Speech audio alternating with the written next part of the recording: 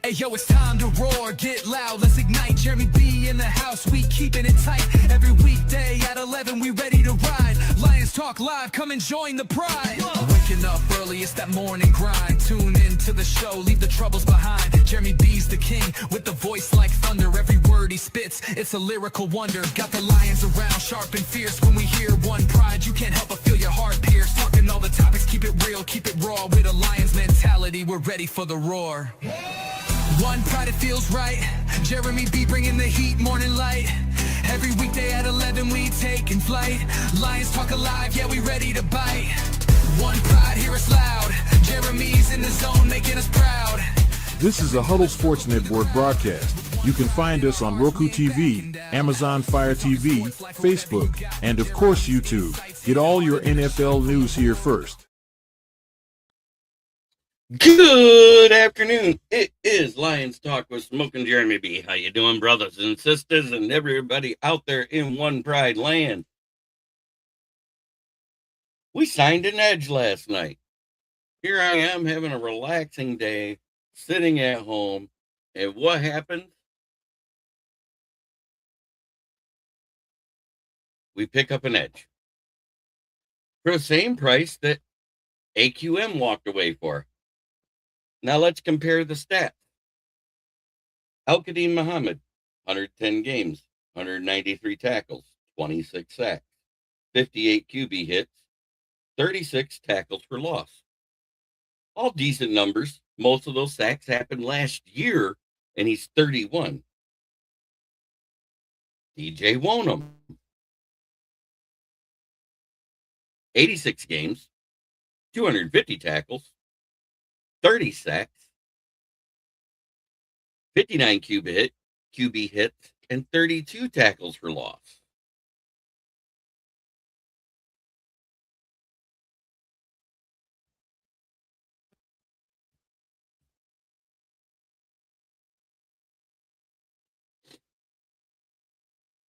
So we got somebody that's younger and more productive.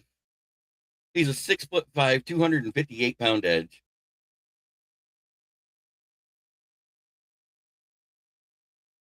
I'm not saying he's going to be great, but there's no reason why he can't be just as productive, if not more so, than what AQM was, because of who's opposite him.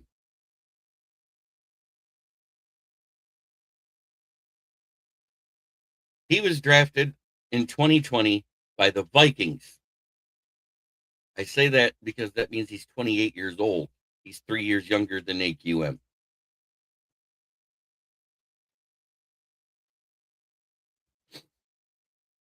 He had a down year, but he was in rotation last year.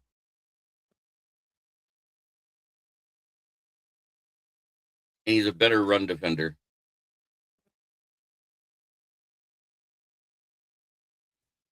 Ricky, what's up, my brother?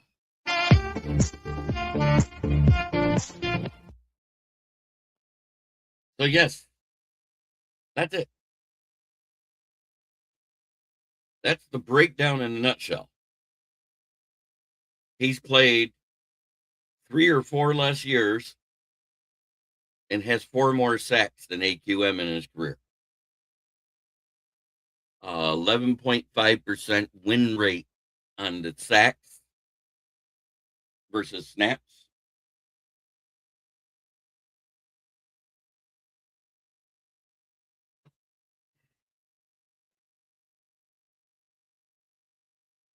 Less games, more tackles, more sacks. A little less on the tackles for loss, but he is more consistent in stuffing the run. And I'm not saying he's going to be our everyday starter, but he's somebody in there.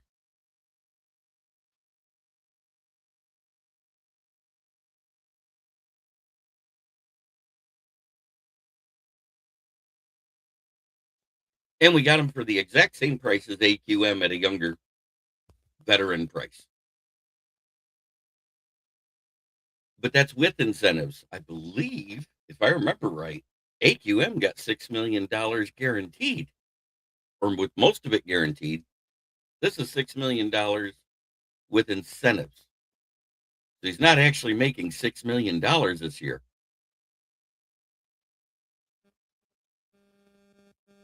And I will not say he will be better or worse.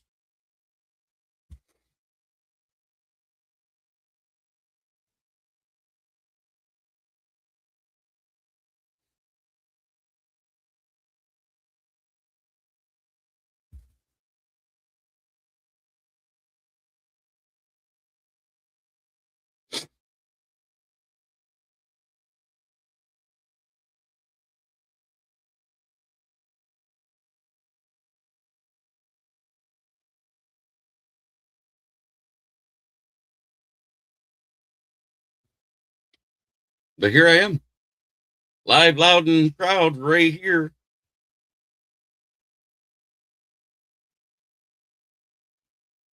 We had level people watching across the whole network.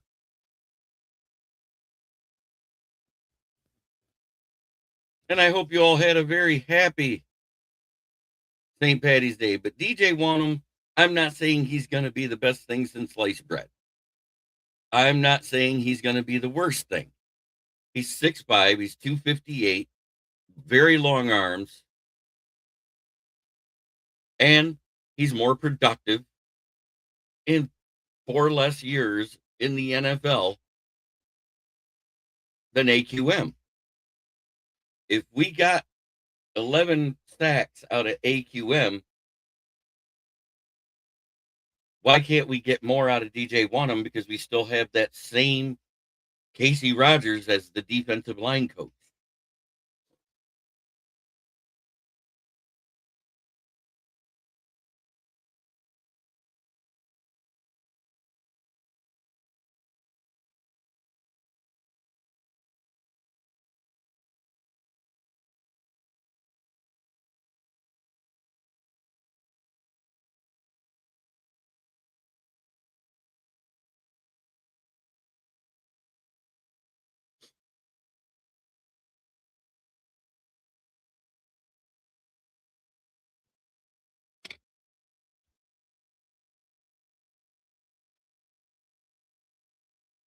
There has been some mild injury concerns, but nothing like Davenport.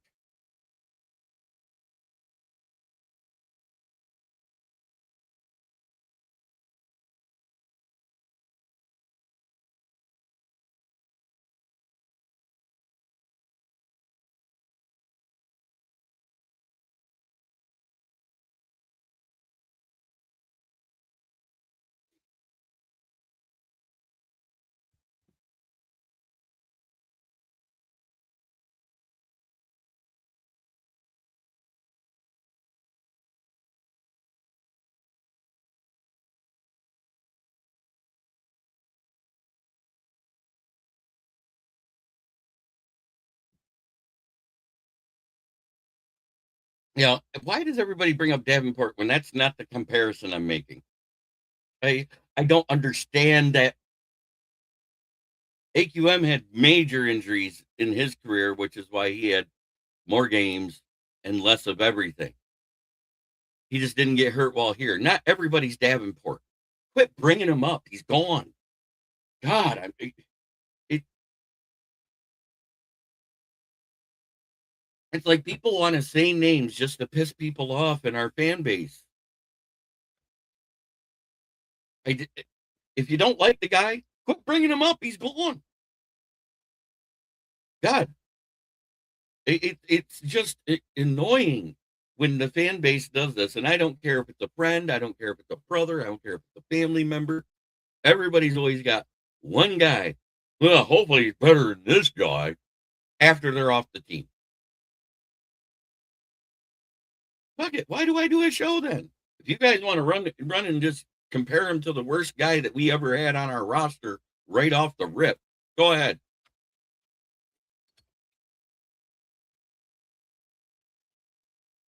I just get sick of it.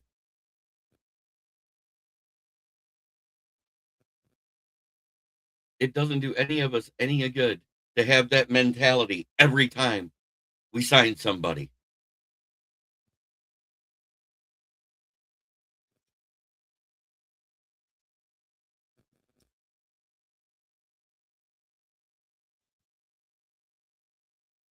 You notice I don't bring him up unless somebody does in the chat. I hated him. I hated he was on our roster. I called him Davin Poop, Davin Hurt, Davin GTFOH. I hated the fact we re-signed him last year.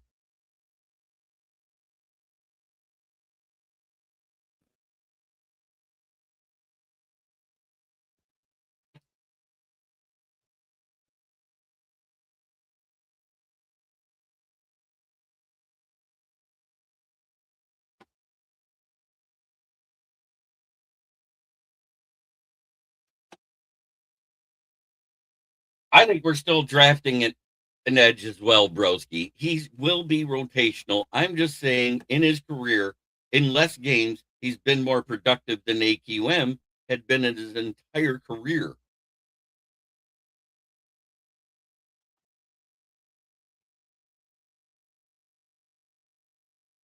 And yes, his replacement will be in the draft this season. It's a 1-year deal. It's not like we signed him to anything big.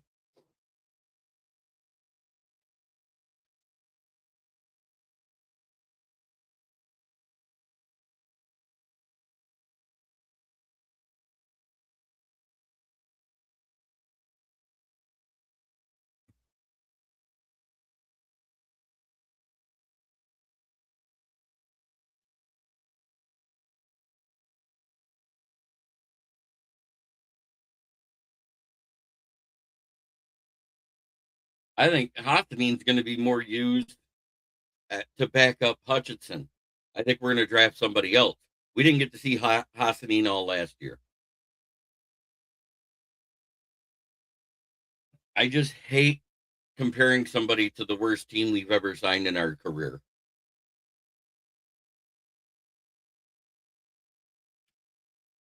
Davenport was the Mosley of our corner defensive end room. That's something you can say. But don't compare a guy that hasn't even taken a snap on the field to Davenport. At least taking the field for us. Let me reiterate that.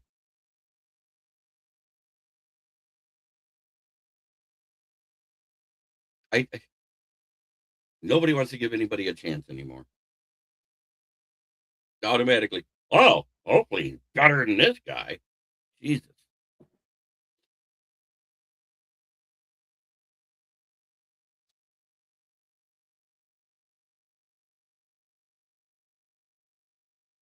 We're going to have to use him more unless we get somebody in the first 2 days of the draft at edge. He would be the starter unless Hassanin beats him out.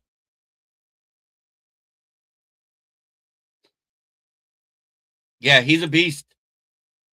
And I told you, yep. And it took him a couple of weeks to get going, but once he got going, he didn't stop until the same time the whole team stopped. Week 9. Week 9 was the last time we had significant snaps. What's with sacks from our defensive ends. That also was the time we switched from Talik Williams to Aleem McNeil as the starter and left DJ Reader next to him. And McNeil had the one game where he collapsed the pocket, looking like the Aleem McNeil of old versus the Buccaneers. I bring that time up because that's the same time that Hutch signed his contract that very next day. Both of them. The defensive line looked good. We won the game. But that was the last time we saw it for 5 weeks. 5 straight weeks. The whole defensive line disappeared. Teams started gashing us in the run game.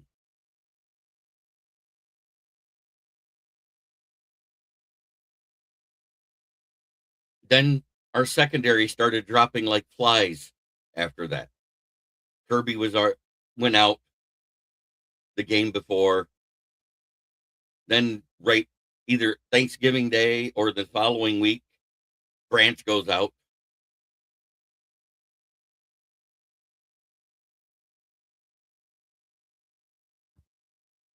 We lost our 2 best cleanup guys in the secondary. There was a reason why Kirby and Branch were always up near the top of the team in tackles, because they were the cleanup crew from when the front seven would miss tackles. It's the way it's always been. And half the time, Branch is setting the edge in the run game, too.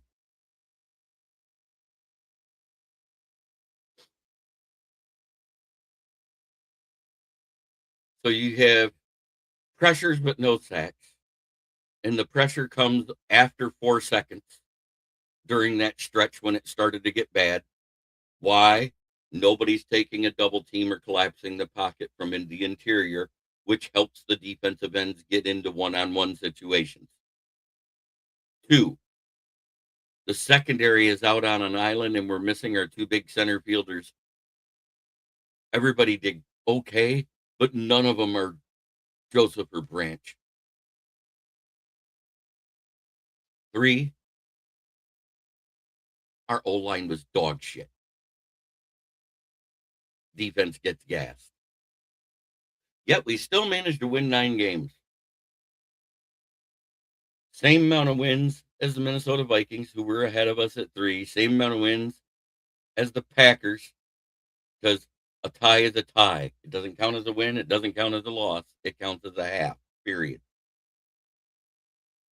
But the wins was 9. RBF. Good to see you.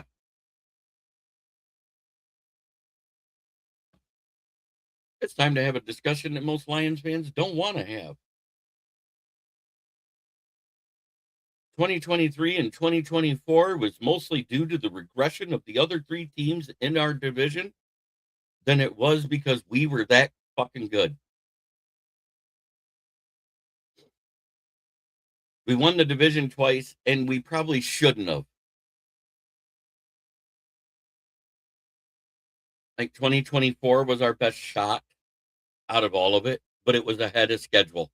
The roster was not complete. Our defense has never been ranked in the top 10 except in one thing or another here and there under Anthony Glenn.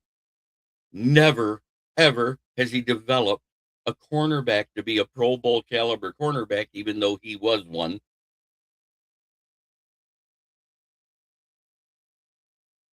Proof of that came when his defense last year had absolutely not one, not a single sniff of an interception.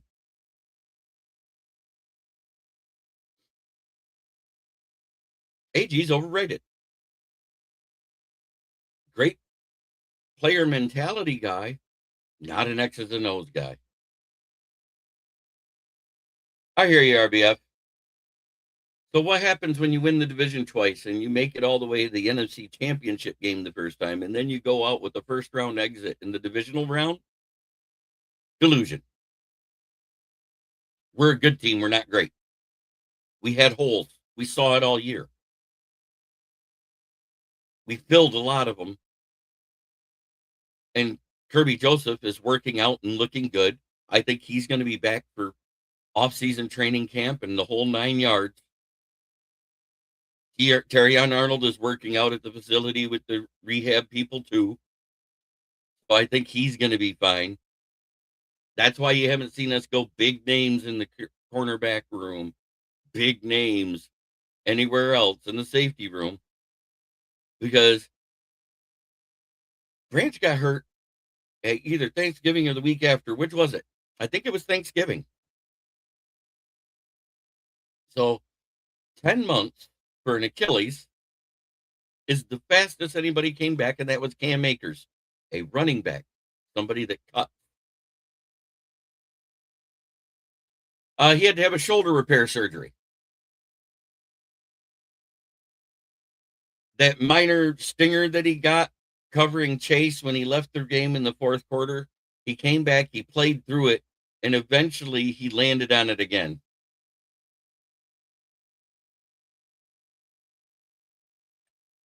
Right. That's what I'm saying. We dominated those 2 years in the division because they regressed. Well, the Bears were awful when we started to come up, and they stayed awful till last year. Ask Broski, he never sugarcoated it. They were awful. He questioned the fact that I gave him 10 wins and they got 11 prior to the season. I was one of the few Lions guys that said, hey, they got a chance. But I also didn't expect us to get less than 10 wins. And I was wrong.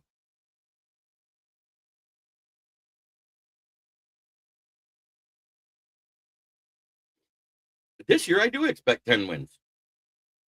Easier schedule, preseason wise. The opponents are easier.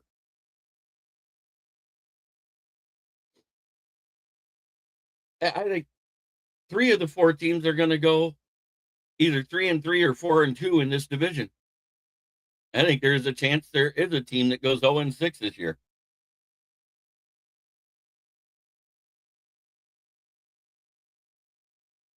Yeah, we don't have as many major holes as everybody thinks. I still think a starting edge as a whole. I think a starting either left or right tackle, depending on what you do with Penei Sewell. He said, I'm open to it, but don't want to switch. So don't draft a right tackle then. That'd be my suggestion to Brad Holmes, which limits you to 3 guys in the first 2 days.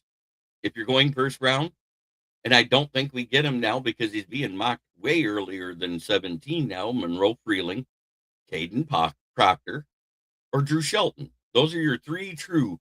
Blake Miller, when I saw him sliding in those drills at the combine, I don't want him to be on turf for a majority of his career. That's something I paid attention to closely.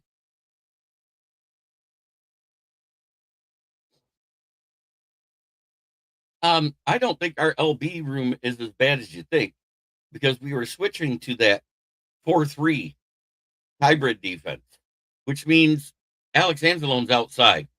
That's easier to replace than people thought. And we signed Rodrigo. We still have Barnes out there, and we have Trevor Nowaski. So that's 4. I believe a couple more are still on the roster. Let me look at.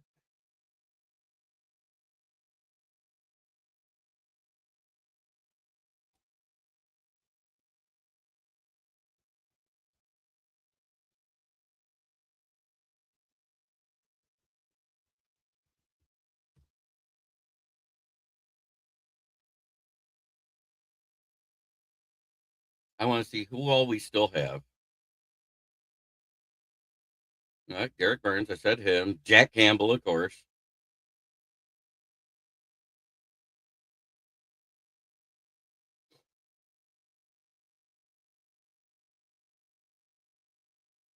Trevor Nowaski.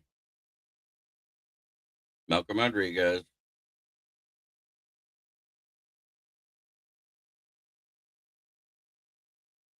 And that's it.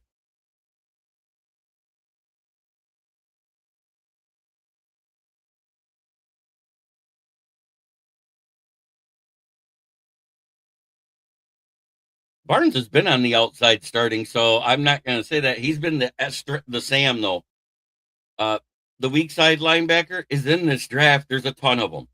This linebacking class looks great. There's people that argue with me. I think it's the best linebacker class I've seen since Urlacher came out. And I'm not saying there's an Urlacher in it. I'm saying depth-wise, the linebacking class is pretty damn good.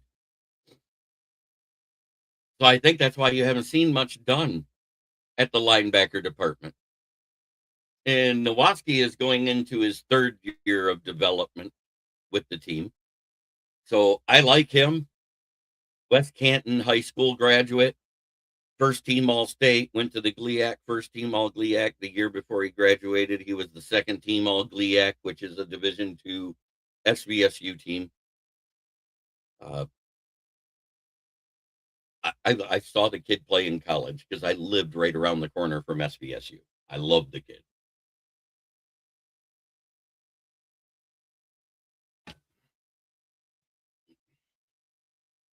And he's still getting better. Granted, he's in rotation, but he makes big plays. here and there when he's put into that spot where he gets a chance to. Interceptions, sacks. He does whatever you want. He covers. He actually covers better than Anzalone if you look at the numbers. Anzalone did not cover that well. He just had passive breakups last year. And I don't think it was because he was that great. I loved Anzalone when he was here. But 2021, I called him analese for a reason. He missed so many tackles that fucked the defense. He started doing it again last year.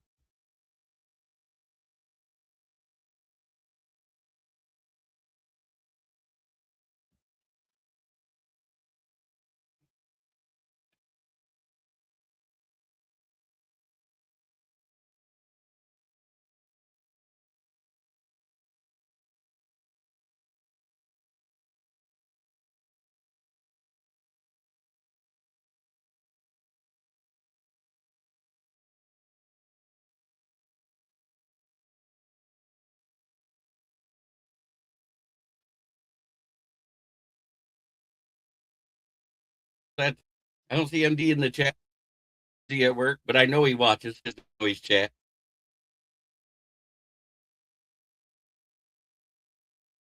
MMD to MDE. Here we go.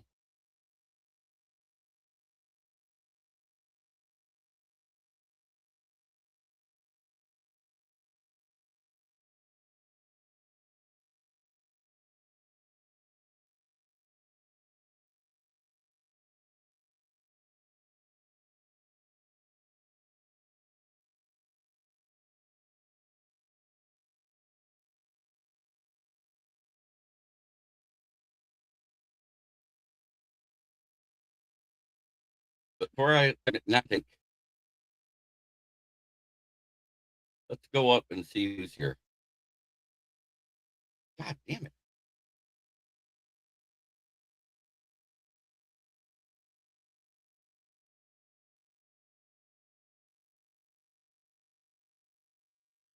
Like I said, he's been going earlier.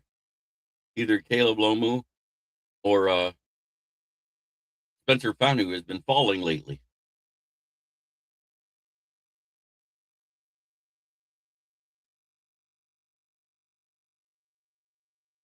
Max Ahinacor at 25. I believe he's more of a right tackle. Yeah. Blake Miller, like I said, I liked him, but I didn't like him on the turf in those drills. Caleb Lomu looked okay. Fast guy for a lineman. And look, Proctor's not even in the first round. So technically, look who's still here. Reuben Bain.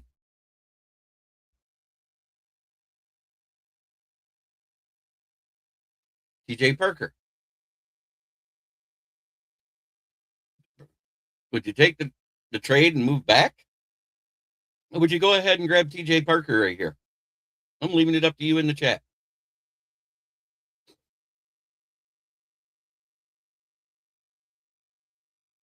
I think I'd take TJ Parker. I think that's what I'm going to do.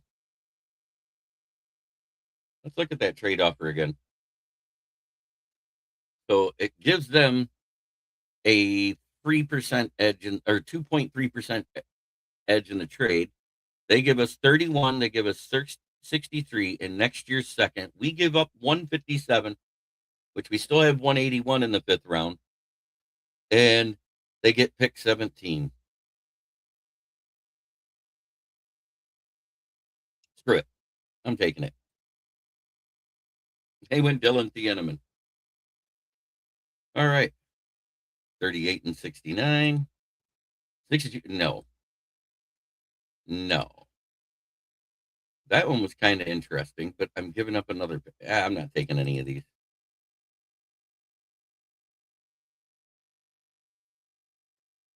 There he is. Look how far he fell.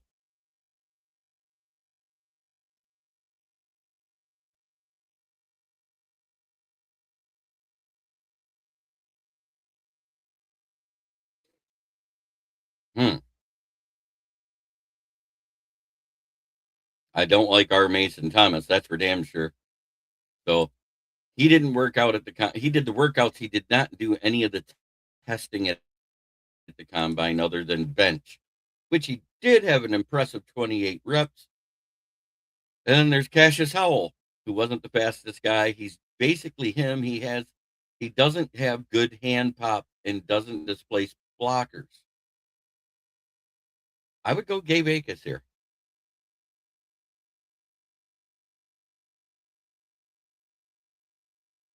56 and 100. No. There he is. And then you can take Caden Proctor right here. You still fix the O-line.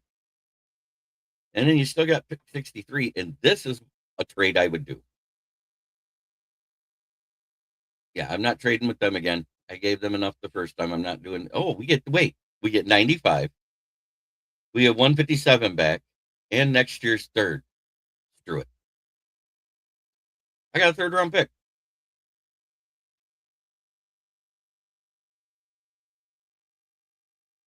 No. Here's where you go defense. We got our edge. Linebacker. Nope. There we go. Kamari Ramsey. He wasn't even the most athletic guy this draft, this combine. That was actually Robert Spears Jennings, but he's on the small side.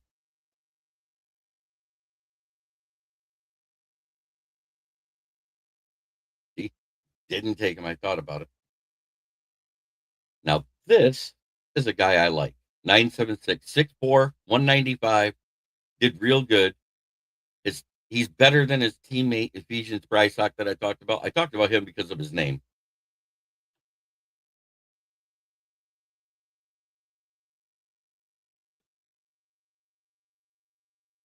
All right. So now, took care of all that. This by far was the best performance out of all the DTs in the drills and athletically. But it almost makes too much sense to take him here. I think we need two. I love what Aiden Fisher did in the drills. He didn't run the combine. Then, of course, you got the little fast guy, 6'2", 234. Caleb Alarms. Or you could go cornerback again here and take somebody like Julian Neal, 6'2", 203. Or you go back here, go to offensive guard. Fernando Carmona Jr., he's supposed to be a good one. Didn't see much out of him in the drills. Bo Stevens, you can wait for. Tight end, Raritan. He was a specimen. I think this is where I would take that third tight end just in case Brock Wright doesn't return. It makes the most sense out of everything we have, and we have extra picks. Now I'm going to go back to defense. Corner. Nope, not yet. I think I'm going to do another edge anyways. I love this kid. Anthony Lucas. Good size. 6'5", 256. Much after the build of DJ Wonnum.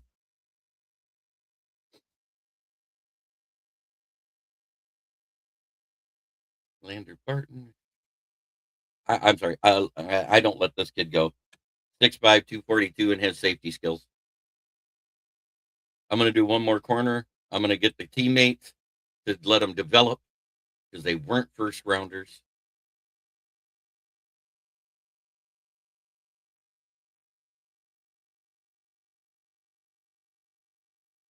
Wow. Don't need to do that. Don't need to DJ Campbell.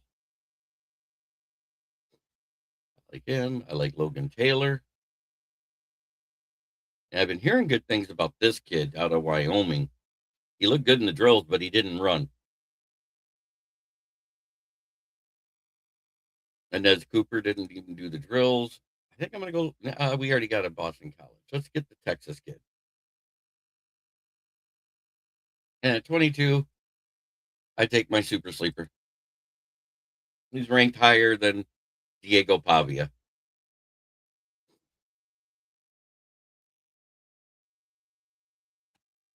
So that is our draft. Let's see what we ended up with, because I traded a lot this time.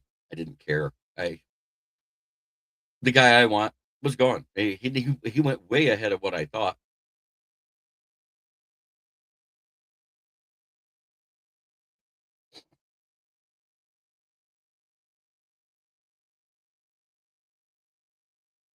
Way ahead of what I thought he would. Let's bring it in. I gained 3 picks in this draft. I think I lost 1. But it shows us all of that. All right. I traded him away and got him back. So I don't think I missed anything here. I traded away 17 and 63, got back 157, and added 95, 31 in there to give us a total of 10 picks, it looks like. I turned that into Gabe Akis, Caden Proctor, Kamari Ramsey, Takario Davis, Eli Raridan, Anthony Lucas, Kendall Daniels, Ephesians Prysock, DJ Campbell, and Jack Strand. I just love Kendall Daniels. He's that guy.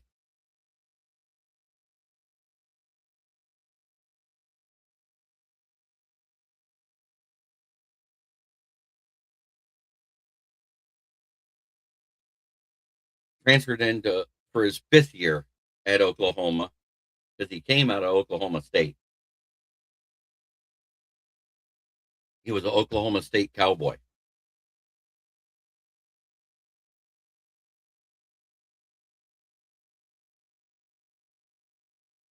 And he kind of, because of his size, he moved into that Brent Venables scheme as the hybrid nickel dime linebacker safety role, because he was 6'4" and 230 pounds to start the season.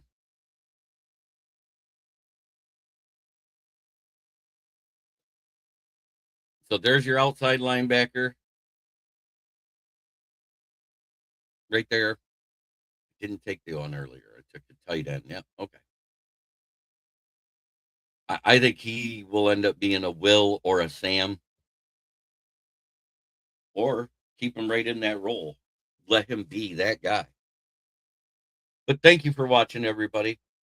That was mock draft 71, because I wasn't able to get it done yesterday because, let's face it, my internet was more wonky than, well, the government.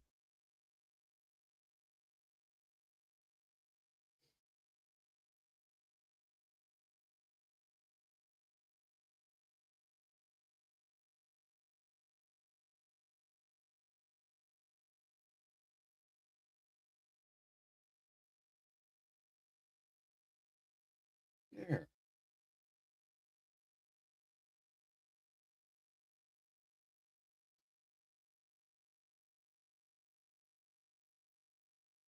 Finally, I get to do some stuff here.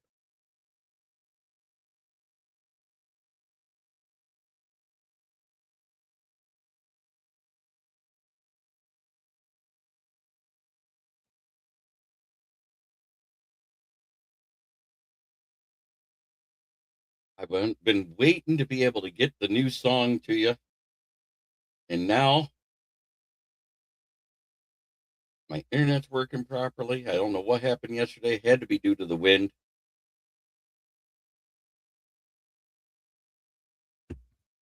We have a new theme song for KCB Sports, guys. It's called The Heart of the D. I'm going to put it in and start it here shortly.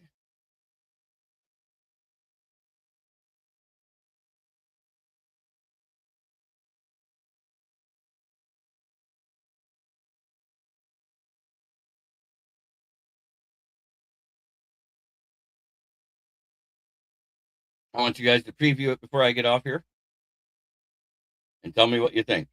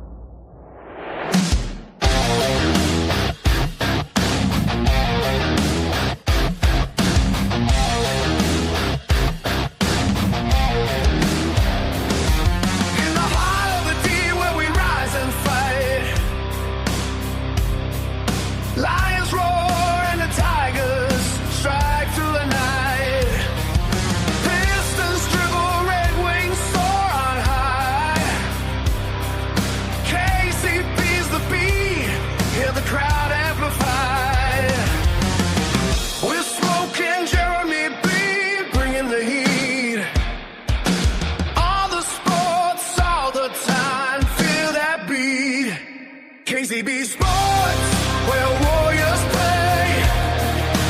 Detroit pride fueling every day.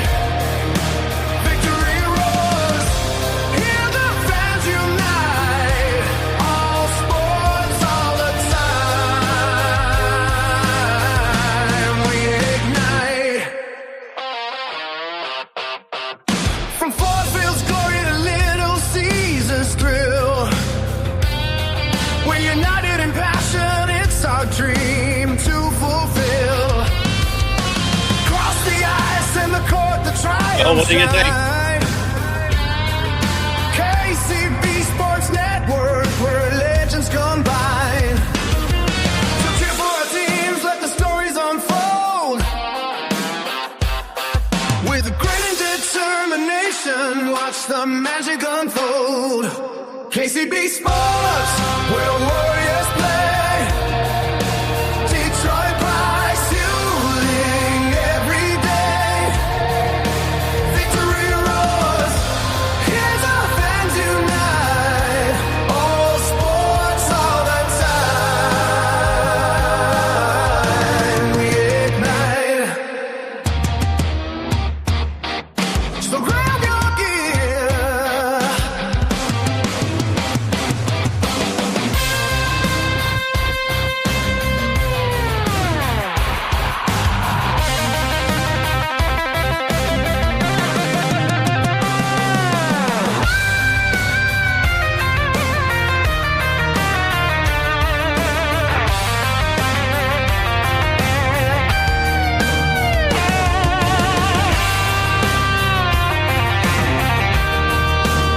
You're absolutely right, Broski. So grab your gear. It's time to cheer. KCB Sports. We'll persevere.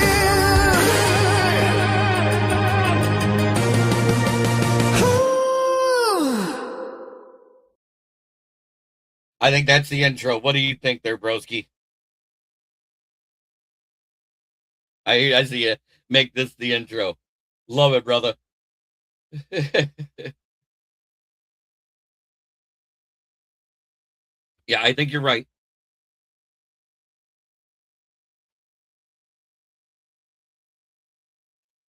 I think that thing slaps. I love it. It's got the bass. It's got everything I want. It's what I've been looking for. It talks about all the sports. It talks about the Lions, Tigers, the Pistons, the Red Wings, me, and the name of the network. And it's called The Heart of the D. I think I did okay with the lyrics. What do you think? I let the AI create the song.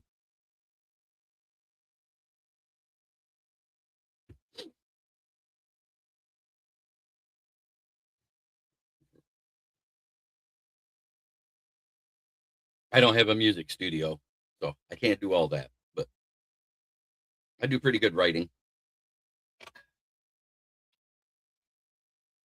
Well, thanks again for watching. Tune in tomorrow at noon. This has been another episode of Lions Talk with Smoke and Jeremy B on the KCB Sports Network. Tune in tomorrow. I'll have any more updates. We'll do another mock draft because that's what I do. I don't do it just for me. I do it for the fans. But thank you. Thank you for watching. Make sure you hit that like button no matter what platform you're on, whether it's Rumble, whether it's YouTube, whether it is my channel on Facebook or Rob's or Ken's on Twitter. Hit that like button because that's how we grow our podcast. Have a great day, everybody.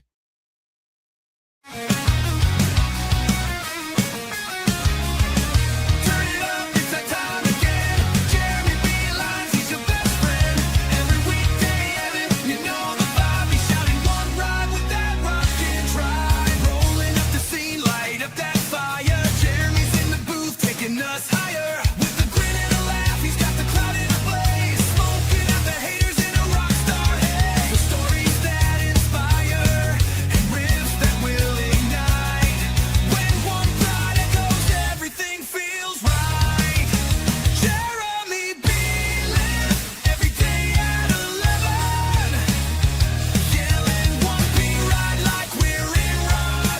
This is a Huddle Sports Network broadcast. You can find us on Roku TV, Amazon Fire TV, Facebook, and of course YouTube. Get all your NFL news here first.